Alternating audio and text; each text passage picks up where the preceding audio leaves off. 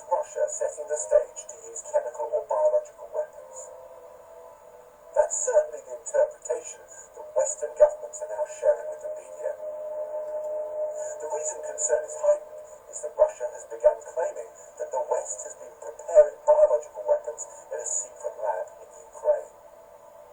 So the purpose of this and other Pentagon-funded biological research in Ukraine was to establish a mechanism for the stealthy spread of deadly pathogens. As well as rubbishing that claim, Western leaders began warning that it may herald Russia's use of chemical weapons. First, the White House press secretary tweeted last night, "Now that Russia has made these false claims, we should all be on the lookout for Russia to possibly use chemical or biological weapons in Ukraine, or to create a false flag operation using them. It's a clear pattern." The warning was then echoed by the Pentagon. "We have seen one of their playbooks is to accuse the other of that which you are doing or what you plan to do." And by the UK Foreign Secretary, who's now in Washington. "We are very concerned about the potential use of chemical weapons." And tonight, the Prime Minister added his own voice to these warnings. This is straight out of their playbook. They start saying that there are chemical weapons that have been stored by their opponents or by the Americans, and so when they themselves deploy chemical weapons, as I fear they may, they have a sort of a masquerade, a fake story ready to go.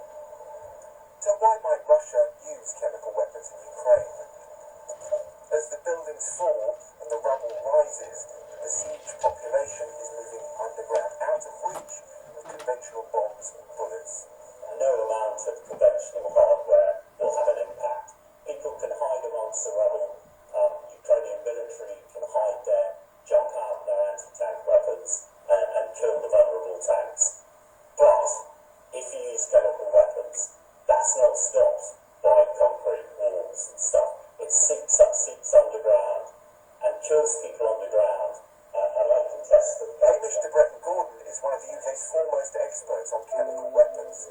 Whilst in the British Army, he led NATO's counter-chemical weapons rapid reaction force. Is it a realistic prospect that the Russians may use chemical or biological weapons?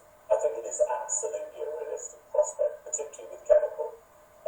I've seen the Russians at close hand in Syria over the last 5 or 6 years, and although they haven't used chemical weapons themselves, they've allowed President Assad to use them.